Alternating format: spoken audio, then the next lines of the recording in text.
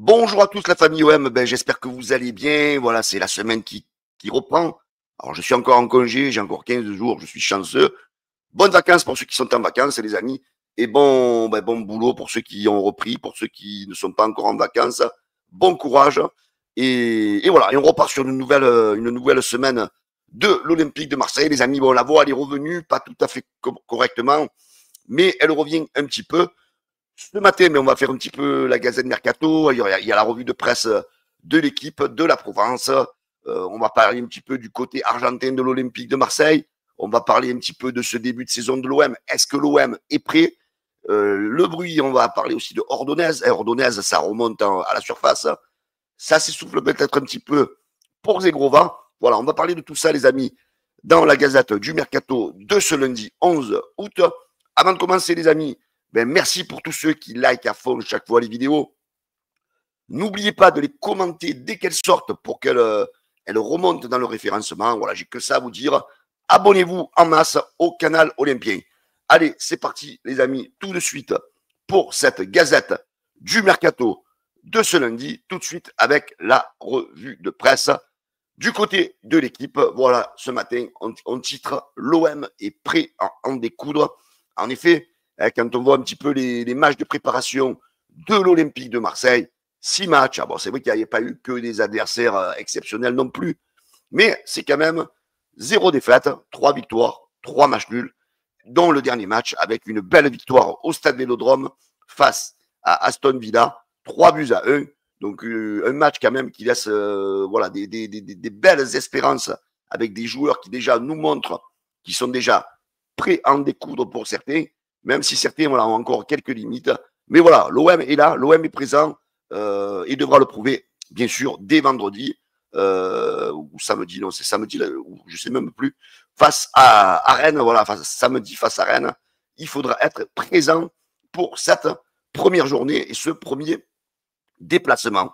Voilà, hein, comme je vous le disais, les amis, Ferrare, l'Olympique de Marseille, c'est la première année depuis, je sais pas, X temps, qui semble garder une stabilité, déjà en ayant gardé notre coach, en ayant gardé la grosse ossature de l'équipe, hein, tous les gros joueurs sont restés.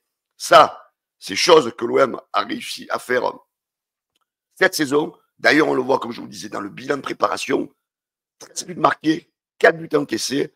Roberto De Zerbi, donc, va rester dans un 4-2-3-1 cette saison, avec des changements de système selon la phase, si l'équipe est en phase offensive. Mais voilà, on ne va pas jouer cette saison sur une défense à 3, chose qui va favoriser, excusez-moi la voix, par moment, elle s'en va, le boulot des ailiers. Et cette année, les amis, des bons ailiers, du côté de l'OM, on en a et on va en avoir. On continue, les amis, avec l'équipe donc qui nous parle un petit peu de ce match-là, hein, donc face à cette équipe de Aston Villa. On a un Aubameyang qui a déjà su être étincelant dès le début. Le petit jeune Seiji, je suis un peu comme des herbiers, j'ai du mal à retenir son nom de famille. Seiji, je trouve qu'il a été magnifique pour sa rentrée dans le match. On voit qu'il a du potentiel. On a vu le petit Jonathan Rowe, Mason Greenwood, les amis, exceptionnel. Gouiri, un peu en dedans, mais je crois qu'il va se réveiller, Gouiri. Obama, en tous les cas, sa doublure, il est là, il est déjà là présent, les amis. Donc voilà, on a une équipe de l'Olympique de Marseille qui est déjà présente, prêt à en découdre, les amis. Niveau mercato, comme je vous le disais, Zegrova, normalement, va reprendre l'entraînement avec son équipe de Lille dès ce matin. Donc voilà, a priori, du côté de la direction lilloise, on voudrait conserver une saison de plus Zegrova. Pourquoi aller chercher ailleurs alors qu'on a un joueur, ils ont dit, qui pourrait éventuellement intégrer le groupe. Du coup, la saison prochaine, il va se retrouver libre, à moins que les Lillois, dans la saison, réussissent à le faire prolonger. J'ai envie de me dire, c'est peut-être de bonne augure pour l'Olympique de Marseille, les amis, parce que, comment pourrais-je vous dire, on n'était pas sûr finalement des capacités physiques de Zegrova. Vous savez qui reviennent d'une grosse blessure. Hein. Donc, suivre cette saison, voir ce que ça va donner avec Lille et pourquoi pas réattaquer le dossier l'été prochain. Voilà, moi, je pense pas que ce soit une fin en soi que Zegrova ne vienne pas du côté de l'OM, parce que, comme je vous disais, des ailiers, on en a, nous ne sommes pas en manque d'ailiers. Donc voilà, donc du côté droit, ben, on sait qu'on a bien sûr Messon, on sait qu'on a, même s'il n'est pas trop venu pour jouer ailier droit, au cas où, on a Timothy Weah, et sur le côté gauche, on a le brillant Pachao, et on a Jonathan Rowe, bien sûr, qu'on va parler un petit peu plus tard du cas de Jonathan Rowe. Voilà, on sait que le mercato du côté de la Provence, on insiste, le mercato n'est pas fini. Du côté de l'OM, le dossier Ordonnaise, les amis, ça a été a priori réouvert. C'est Sacha Tovalieri, le journaliste, qui nous en parle aussi, qui nous dit donc que les discussions ont repris entre l'OM et le club de Bruges. On sait que du côté de Bruges, on a réactivé les pistes défensives qui avaient été fermées ces derniers jours.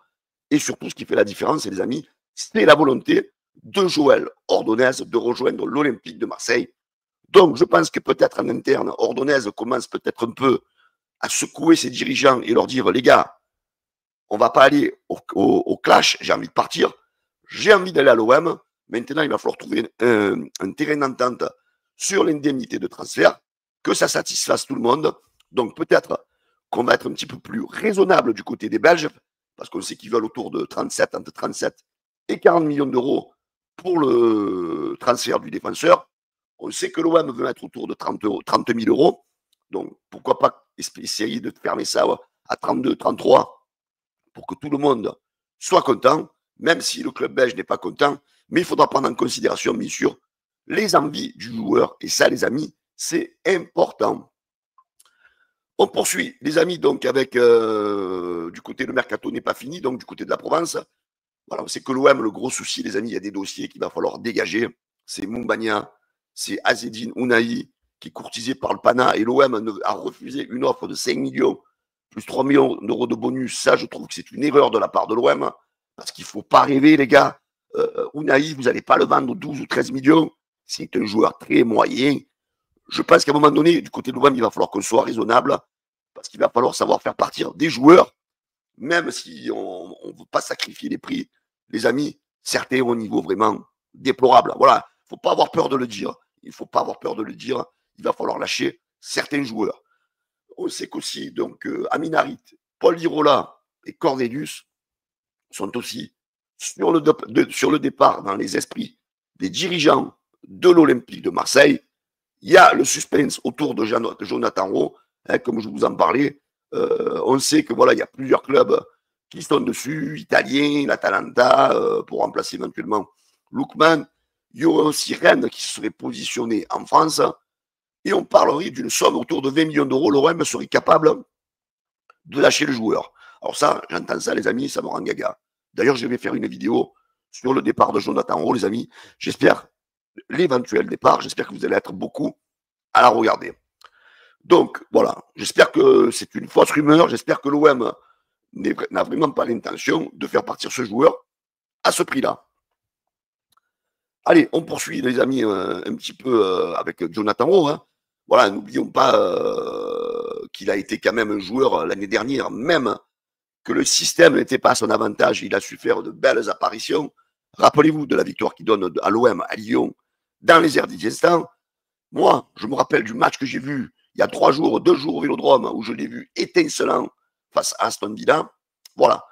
Donc, je pense qu'il va falloir que l'OM réfléchisse. Et De Zerbi qui nous dit, c'est vrai qu'il y a des rumeurs, mais peu importe ce qui se passera avec lui, qu'il parte ou qu'il reste, le choix sera collégial. Voilà. Donc, je vais vous en parler dans la vidéo qui va sortir sur Jonathan Rowe, soit en fin de matinée, soit dans l'après-midi. Hein, voilà. Donc, n'hésitez pas à la regarder, les amis. Elle va sortir. Désolé la voix, les amis. Quand je force un peu trop, ça repart. Mais bon, voilà, c'est en train de se guérir tout doucement, tout doucement. Alors, je voulais avoir un petit peu votre avis aussi, les amis, sur le match qui se déroule. C'est dès vendredi à Rennes. Hein, excusez-moi, je vous dis samedi. C'est vendredi à Rennes, où l'OM se déplace déjà pour un premier déplacement qui ne sera pas facile. On a vu qu'un Amine Gouiri, depuis le début de la préparation, est un peu en dedans. Et on a vu surtout un Aubameyang qui est quand même déjà top. Il est rentré, 25 minutes de but contre Aston, une occasion procurée où il a failli marquer. Donc, on a l'impression qu'Aubameyang est déjà plus en jambes que Amin Gouiri dans ce début de saison. Donc, Mercato M a fait un sondage. Qui doit démarrer la saison titulaire à Rennes, Amin Gouiri ou Pierre-Emerick Aubameyang? Voilà, je vois quand même que les supporters n'oublient pas Amin Gouiri parce qu'il y a quand même 65% des supporters qui veulent que Amin Gouiri débute le match à Rennes. Voilà. Donc moi, je suis d'accord aussi parce que j'ai été premier à le défendre Amin Gouiri la saison dernière. Mais c'est vrai qu'il va falloir qu'il marque rapidement. Parce que c'est vrai que, voilà, nous, les supporters, on veut quoi? On veut des attaquants qui soient efficaces, qui marquent des buts. Donc, j'espère qu'Amin Gouiri sera titulaire, marquera des buts. Voilà, qu'il ne joue pas sa mi-temps ou sa première heure sans marquer. Et que derrière, on ait un Obama qui rentre en deuxième et qui marque. Voilà, ça serait voilà, un mauvais signal pour Amin Gouiri. Donc, j'espère qu'Amin Gouiri sera buteur face à Rennes pour lui permettre de trouver de la confiance. Alors, notre ami, notre cher Rabiot se félicite de cette préparation. Donc, il a dit sur son Instagram, une bonne préparation, conclue sur une excellente note. Maintenant, place à la compétition. Merci pour l'accueil et la chaleur, comme d'habitude. Une belle saison nous attend. Allez l'OM. Voilà, nous aussi, les amis, on a envie d'y croire cette saison. On n'a pas du tout envie de s'enflammer, comme disent certains. Oui, les Marseillais, vous vous enflammez. Mais je pense que cette année, les amis, on aura quand même déjà plus de répondants que l'année dernière. Voilà. L'année dernière, avec une équipe un peu moins bonne, on a fini à 19 points. Cette année, je pense qu'on peut faire mieux. Voilà. J'invente rien. Je ne dis pas qu'on va être champion, mais je pense qu'on peut faire mieux, qu'on peut peut-être réduire cet écart avec le PSG. Allez, pourquoi pas en rêvant un peu plus. Hein? Comme ils savent le dire, en rêvant grand, ben pourquoi pas. Hein? Parce qu'eux, ils vont bien la connaître, ils vont bien commencer à connaître des illusions, les Parisiens, qui sont tous en train de se bouffer le foie pour le ballon d'or. Donc, nous, les Marseillais, soyons intelligents. La saison contre Paris, c'est que 6 points. Les autres matchs sont beaucoup plus importants. Donc, il ne faudra pas lâcher des points contre les petites équipes. Voilà, ça sera ça le maître mot de la saison. Allez, on poursuit les amis avec l'équipe qui fait un super reportage sur l'OM façon Albiceleste. Et oui, vous savez que l'OM et l'Argentine, ça se ressemble beaucoup. Marseille et les villes d'Argentine, ça se ressemble beaucoup. La passion,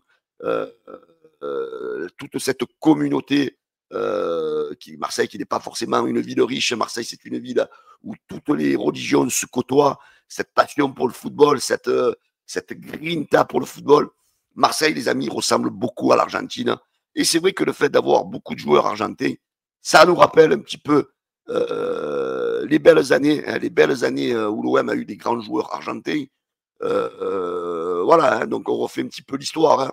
Rappelons-nous, déjà, cet amour de l'Argentine lors de la frénésie, moi j'ai connu ça, j'étais jeune, du grand Diego Armando Maradona qui avait failli signer les amis à l'OM. Ça avait relevé toute la ville, ça avait secoué toute la ville. N'oubliez pas aussi les ressemblances. Dans les années 70, Marseille et Buenos Aires sont les deux villes dans le monde qui ont accueilli le plus d'Italiens. Cela a vraiment laissé une marque importante dans la proximité culturelle et la mentalité de Marseille et de ces villes d'Argentine où cette passion, cette culture pour le football, les amis, elle est plus importante que tout. Voilà, petit à petit, on s'intéressait à l'Argentine avec Maradona, une alchimie, hein, ça c'est ce que nous dit un des fondateurs des Suswiners, donc qui est un petit peu relaté dans le journal L'équipe. Hein. Il nous dit, c'est Camille, un des fondateurs des Suswiners, qui dit petit à petit, on s'est intéressé à l'Argentine et avec Maradona, un personnage fantasque, fort et faible à la fois, une alchimie entre qualité exceptionnelle et défauts immenses. Toutes ces contradictions nous plaisent. Hein, voilà, hein, donc tout ça, ça a permis à l'OM de un peu s'identifier aussi à cette mentalité d'Argentine. N'oublions pas, à l'été 89 aussi, que quand Maradona avait failli venir, Tapie s'était repositionné sur Enzo Francescoli, bien sûr, qui n'était pas un Argentin, qui était un Uruguayen, mais il venait du club de River Plate, hein, gros club argentin, et il est venu à l'OM, Francescoli, pour faire vibrer les supporters. Voilà, aussi, on a un petit témoignage dans l'équipe de Sivelli, il a dit, voilà, Marseille, c'est une ville spéciale. Il a dit, moi, je vivais au centre-ville de Marseille, qu'il aimait bien ce côté multiculture. Et il pense aussi que Medina est fait pour s'adapter à l'Olympique de Marseille. Donc voilà, les amis, Marseille aux couleurs de l'Argentine cette saison. Est-ce que vous pensez que c'est une bonne idée? Justement, nous qui manquions de caractère, de grinta, j'ai l'impression que tout ça, cette saison, la mayonnaise, les amis, elle va prendre. Voilà, les amis, c'est la fin de cette gazette.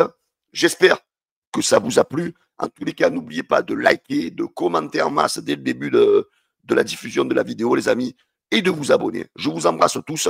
Et n'oubliez pas dans la journée la sortie de la vidéo sur Jonathan Rowe. La bise à tous, les amis. Ciao.